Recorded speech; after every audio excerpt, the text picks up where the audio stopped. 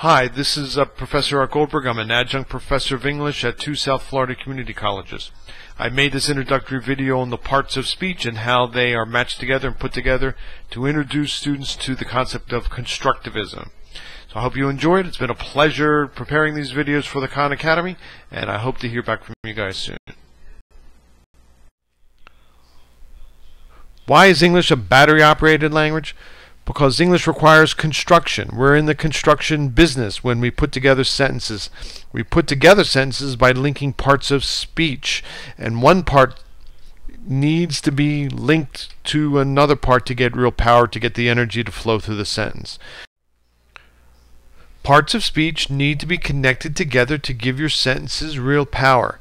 For the power of your sentences to flow, the proper parts need to be connected.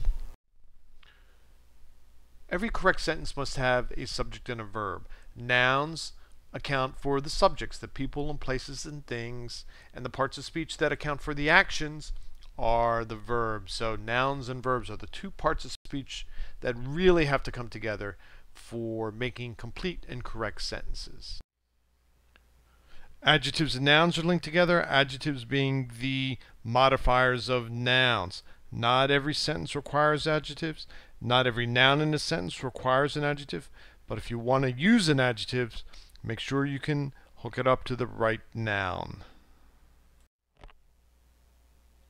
Adverbs are also modifiers and will change the nature or modify a verb. So these two are always together. When you have an adverb, you have to have a verb. Not every verb will have an adverb, but if you have an adverb, there's got to be a verb. It's got to be linked to a verb. You wouldn't have an adverb without one. By now, I hope the students will have had an opportunity to appreciate the analogy that English is a battery-operated language, that the individual parts of speech need to be partnered up in double batteries. For instance, pronouns, and there's several types of pronouns, so we have to make sure that if we're talking about subjective or objective or possessive pronouns, that they're flowing properly, positive charge-wise, in terms of the nouns that are used to come back and identify the pronoun. And okay, to complete the lesson, we always say that you need double batteries. You need transitive verbs and direct objects. You need prepositions and noun objects. Can't get any power without both of those.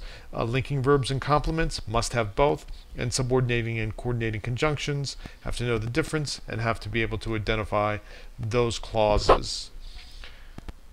So, for students who are looking for some way to learn grammar in a fun and interesting conceptualization, I think this works pretty well, and they get on board pretty quickly and realize that we're in the construction business, and that to learn about how parts of speech work together, fit together, is an important first step.